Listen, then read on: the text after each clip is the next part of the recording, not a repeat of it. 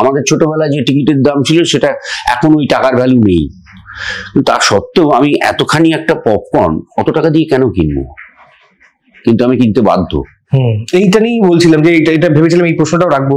সাউথে একটা নির্দিষ্ট টাকা করে দিয়েছে যে সিনেমা হল মাল্টিপ্লেক্স, সেটা তো গভর্নমেন্ট ইন্টারভেনশনটা খুব জরুরি। কি মনে হয় পশ্চিমবঙ্গের ক্ষেত্রে কি মনে হয়? আমি জানি না, আমি কোনোদিন দেবের সঙ্গে দেখা হলে এই নিয়ে কথা বললো, দেব বা রাজ, তাদের তো তারা যখন রয়েছেন এমপি এমএলএ, তাদের এটা নিয়ে ভাবা উচিত। মানে একটা কিছু সাপোর্ট ফ্রম দ্য গভর্নমেন্ট না হলে না। এবং তুমি দেখবে মহারাষ্ট্রে আজকে যদি মারাঠি ছবি রিলিজ করে তাকে এই হলে শো টাইম দিতে হল মালিক বাধ্য। এখানে সেরকম কোনো ব্যাপার নেই, একটা হিন্দি ছবি রিলিজ করবে বাংলা ছবি হল থেকে হাটিয়ে দেবে। তো এটা তো আমাদের হাতে নেই।